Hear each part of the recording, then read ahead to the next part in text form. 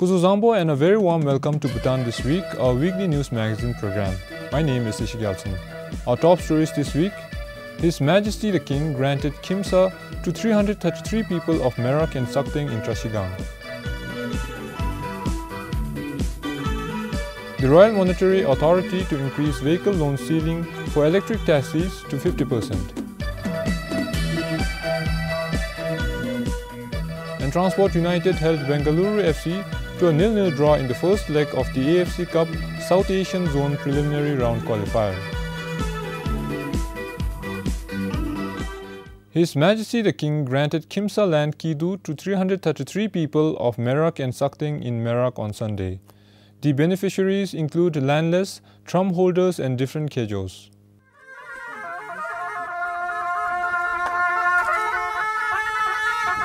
Of the 333 people, 18 were landless, while 219 were trump holder beneficiaries. A total of over 63 acres were granted as land Kidu today, and maximum beneficiaries are from Merak. People are in a festive mood with smiles on their faces as they now proudly own a Kimsa land. His Majesty visited Merak in 2015 too, and we are very grateful to His Majesty for granting us Kimsa Kidu. We are even more thankful to His Majesty the King for visiting our place for a second time and granted Laktham.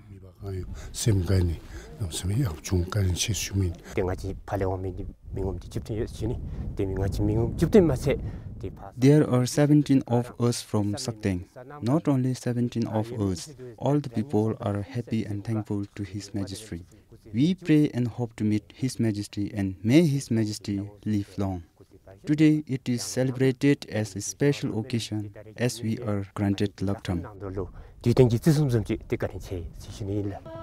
His Majesty also granted Tokha to the people gathered. During a royal visit to Merak in 2015, His Majesty said to the people that he is aware of the trouble that has to do with Kimsa and Samdro. His Majesty also ensured that it will be resolved in time. While in Tashiangte, His Majesty the King visited the old Tashiangte Dong and Chotunkora. His Majesty also met with the people of 6 Kyoks in Zenkala and granted Tokha. His Majesty the King is on a royal tour in eastern districts. His Royal Highness Kelsap Jimido Jumongchuk is accompanying His Majesty the King. For Tringzam in Tashigang, Pemanamge, PBS News.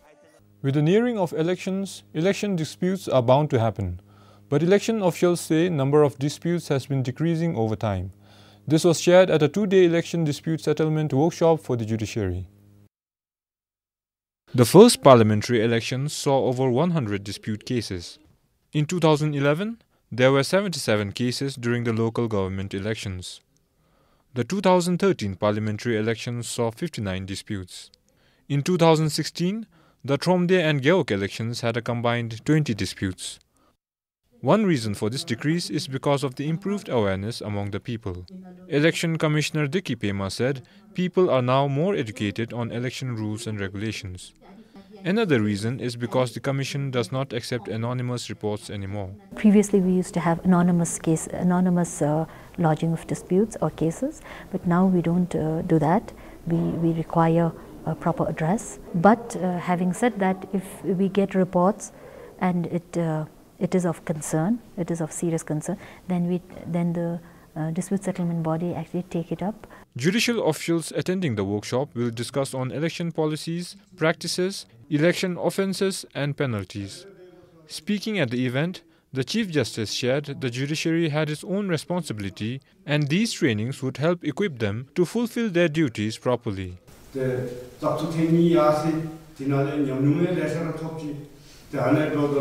Reforms is never static, it's a continuous process.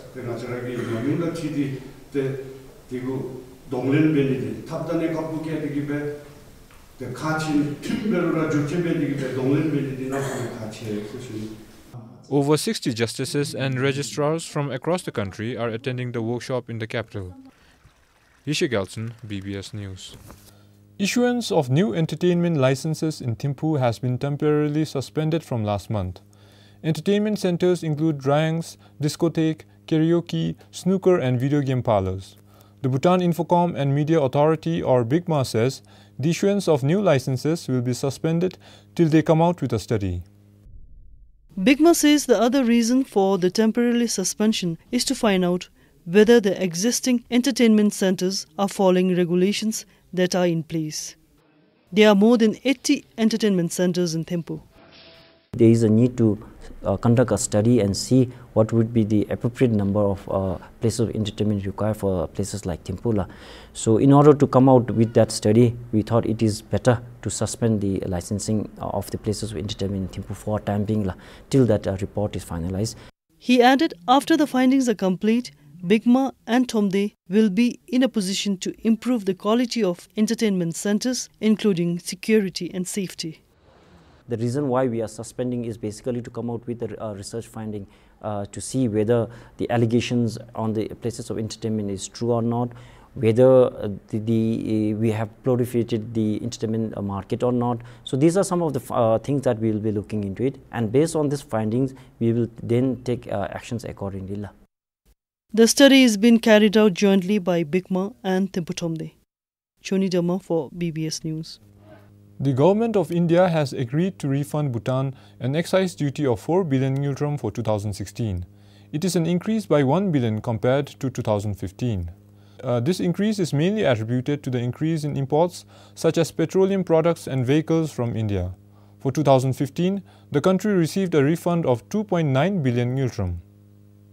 On behalf of the Indian government, Directorate General Performance Management signed an agreement with the Department of Revenue and Customs yesterday to refund little over 4 billion ngultrum excise duty for 2016. The refund of excise duty has increased by 1 billion ngultrum as compared to previous year. The increase is due to increase in import of petroleum products and vehicles. As per the annual trade statistics, in 2016, Bhutan imported goods worth of 55 billion ngultrum from India. The increase in the excise duty refund is also due to the improved recording of imports data and maintenance of documents as desired by the Indian government. However, the increase in excise duty refund to Bhutan is projected to slump in coming years due to introduction of goods and services tax in July last year by the Indian government. Meanwhile, the agreed amount of 4 billion ngultrum excise duty refund is expected to be released before June this year by the Indian government. The Government of India refunds the excise duty on annual basis as per the bilateral trade and transit agreement. Sonam Phunso, BBS News. The Royal Monetary Authority will increase the vehicle loan ceiling to 50% for the electric taxis. The existing vehicle loan ceiling is 30%. The ceiling has been increased to help replace nearly 4,000 fossil-fuel taxis with electric cars in the country. Bhutan today has 99 electric cars, of which only 5 are taxis.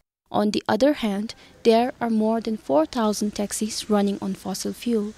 NSC Secretariat officials said increasing number of fossil-fueled cars has huge negative impact on the environment. Vehicle emission which has chemicals and the gaseous and the particulate matter that contributes to the worsening air quality. Vehicle emits air pollutants that is harmful to the human health and environment. Increasing number of vehicles would mean increasing the pollution load into the atmosphere. To reduce pollution, plans are underway to replace nearly 4,000 fossil-fueled cars with electric cars under the Bhutan Sustainable Low-Emission Urban Transport System project. The main objective is to remain carbon neutral and promote green growth. To supplement the effort, RMA will provide 50% vehicle loan to the existing cab owner to replace their taxis. To replace the fossil fuel taxis has many benefits. First, we cut down on the pollution. Yes. Second, we cut down on this the use of fuel that is imported, and correspondingly there would also be a benefit from decreased foreign exchange outflows to finance the fuel imports also. Yes. And most importantly, it is very much in keeping with the principle of one of the main pillars, which is environment preservation and conservation. The government is also planning to install additional charging stations. Inadequate charging station is currently one of the drawbacks to promote electric cars in the country. Under the project, I think about 12 new charging stations will be installed at the very minimum. We have also requested the Gross National Happiness Commission Secretariat to look and to provide MOIC support for additional 12 to 14 more charging stations. We feel that accessible and reliable charging station is very important also as part of the enabling condition to make it more easier for people to decide to switch to electric taxis. In addition to 50% loan, the Global Environment Facility or GEF will provide 20% subsidy on each electric cars. RMA decided to revise the ceiling for electric cars following a joint request from the MOIC, GNSC and the UNDP. Samtin Dolkar, BBS News. With a new Utsi or the main tower and 3 structures surrounding it complete, Drugel Zone in Paro is slowly being reinstated to its former glory. Works to reconstruct the fortress began about 2 years ago. In fresh paint, the towering structures of the Zong looms into view as one drives past the meandering blacktop road through the pine forest and approaches its end.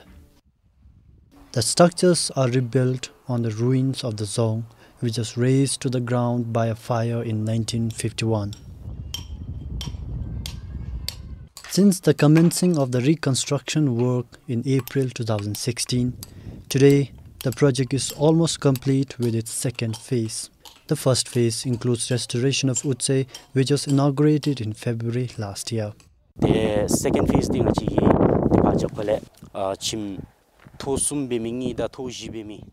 In the second phase, we have 2 3-story buildings and a 4-story building. We have completed building the 3-story structures and we are working on the other one. At the moment, we are left with the last floor of the building. We expect to complete it by mid of next month. We are about 4.5 months ahead of our plan.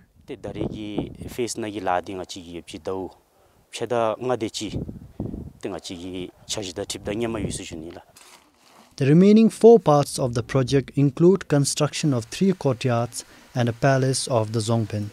The reconstruction work is scheduled to be complete by 2022. The current project, however, does not include the restoration of watchtowers and tunnels connecting the towers.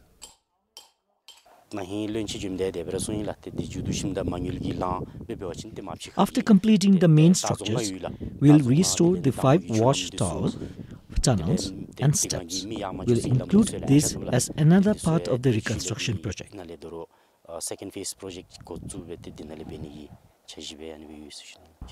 The government allocates 50 million Newton for the project every financial year. The 300-year-old Zong is being restored upon the command of His Majesty the King. For Sangeet Chezum in Paro, Sharab Dorji, PBS News. Lack of museum lighting experts and materials in the country has delayed the conservation works on the National Museum of Bhutan in Paro by a year. The museum has been closed to visitors. Both tourists and locals will have to wait for some more months to visit and sight all the century-old artifacts at the Tazong. The 7-story watchtower, built in 1649, used to house more than 1,000 spiritual artifacts, legacies of regents and kings, and contemporary arts until April 2015. With electrification works yet to be complete, Tazong today is filled with nothing but empty showcases. These showcases and the structure of the museum were complete before December 2016.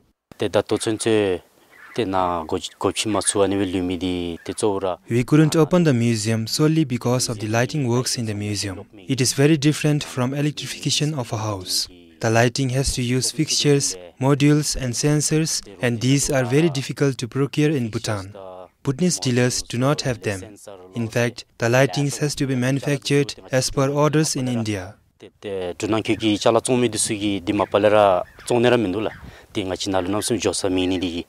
lightings are designed to preserve the exhibits from ultraviolet rays, heat and other damages from the light. Officials expect the electrification to be complete before Parasaichu in March this year.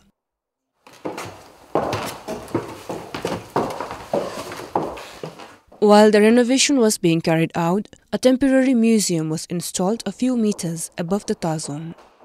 However, only about 15% of the artifacts are displayed in the 4 galleries, and many are secured in a storeroom. With only few artifacts displayed, the museum had to reduce the entry fee, which affected the museum's revenue.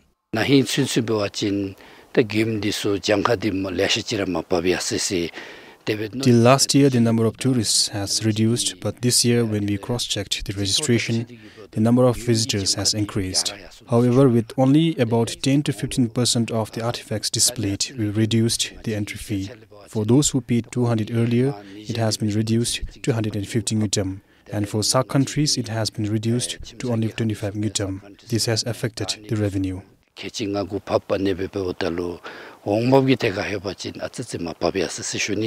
The conservation work was initiated after the Tazon was severely damaged by the 2011 earthquake. For Sangachizum in Peru, Pup Game for BBS News. The 77-kilometer Nganglam-Gelpoching highway will open to traffic by the end of next month. The formation cutting was completed last month. The work was delayed due to rugged terrain, labor shortage and frequent breakdown of machines. The tale of Nganglam-Gelpoching highway construction has stacked to the ears of Eastern region's people for more than a decade. The construction began in 2006 and was supposed to be complete by 2013. But finally, the road is being connected at the Kuri-Gongri Conference.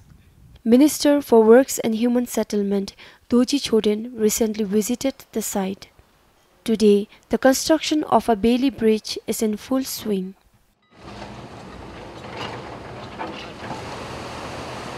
Department of Roads is expecting to complete the construction of the bridge over Gongri next month. So now we are aiming that this bridge should be completed within February 2018. We have to carry out base course works, then we also have to construct drains, and then we also have to carry out blacktopping works. So these are all ongoing, but within February we'll connect the road. Most part of the road is blacktopped. Only 15 kilometers of the highway remains to be blacktopped. Department of Roads took over the work in 2014 after contractors failed to complete the work. Once the road is open, it will benefit the eastern districts. And it's connecting to a major commercial hub which is growing in Nganglam with big manufacturing factories and so many other activities that is taking place, and Nganglam is going to be connected to Deothang as well. It's connected to Panbang, to Shemgang side. So Nganglam forms a very good point. The government of India is funding the construction of the highway, which is costing 2.5 billion yutam. For Thiludoji in Pemagatsal, Pemasaldunstring, BBS News. The orange price has more than doubled this time in Samtrup Jonkar. Despite oranges fetching good price, farmers are not happy. They have very little to sell compared to previous seasons. Oranges from 6 eastern districts are being bought by exporters in Samtrup Jonkar. Last season, a box of oranges was sold at a minimum of 400 nutram. And this season, a box of oranges is giving farmers a minimum of 1000 nutram. But orange growers are not earning much. When the yield is good, we don't get good price, and when the price is high, it is just the opposite, so it is sad. Orange is the main source of income for us. We don't have any other things to sell.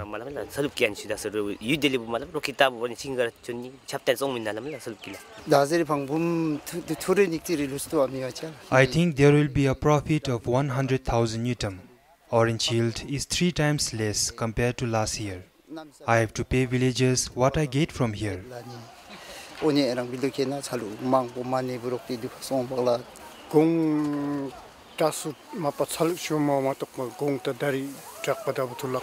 If the yield is good, we get good quality of oranges, but this time there is not much profit for us. 4 orange exporters in Samrup exported nearly 170 truckloads of oranges to Bangladesh in the last 2 months. Last season, it was 400 truckloads. For Kileongchuk in Samrup Choni Dhamma for BBS News. A bachelor's degree in social work will be launched in Samsi College of Education from next year. The 4-year course is to prepare efficient social work professionals to combat existing social issues. As a part of the upcoming course, the college is providing certificate course to some social workers in the country. The training is being organized for the first time. The certificate course in social work started today with about 25 participants, including some teachers and employees of non-governmental organizations.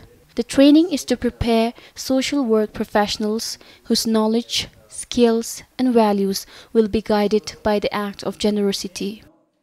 This program should be very unique. It should not be something which other countries are doing, because then it would be relevant to them. It may not be relevant to us. And we also realize that some kind of social work is already happening in Bhutan, the practice. The only thing is people don't do it consciously, and many of our people who are engaged in social work, they are not trained to be a social worker. They are doing it through experience. Our research has shown that we have social work education in other parts of the world based on Western model.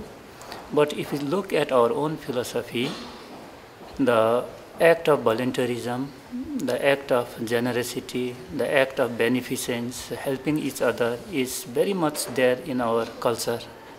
Only thing is that these aspects of our national culture are not studied, not researched. Some training contents include lectures on ways of working with special group of people, introduction to mindfulness practice, and on human behavior and development. At the end of the training, the participants are expected to do an assignment each to examine the effectiveness of the certificate course, which is financially supported by UNICEF. Meanwhile, the college is currently developing course materials of the Bachelor of Arts in Social Work. Similar training will be conducted this summer. For Damchazam in Samtsi, Samtin Dolkar, BBS News. Transport United held India's Bengaluru FC to a 0-0 draw in the first leg of the AFC Cup South Asian Zone preliminary round qualifier on Tuesday. Bengaluru FC endured a frustrating evening at the Changlimitang, where they could not create any clear-cut scoring opportunities. Starting the match as clear favourites, this match was Bengaluru FC's to lose. However, Transport United took the match to Bengaluru and matched every attack with attack. Transport United came close to opening the scoring on few occasions in the first half. Transport United players were afforded a lot of time on the ball in the first half, and their rugged defending gave Bengaluru FC forwards little joy in the first half. Second half was more of Bengaluru FC attacking and Transport United defending. Bengaluru pressed the ball high up the pitch, offering little space for Transport United to expand their play. Bengaluru created few open scoring opportunities, but forwards could not manage to find the net. A frustrating evening for Bengaluru and a lot to learn from before the second leg match next Tuesday in Bengaluru. For Transport United, a positive result with the draw and a confidence booster ahead of the next match. Sharab Dorji, BBS News. Well, that's all for this time. Thank you for your time. This is Ishi Alson saying goodbye.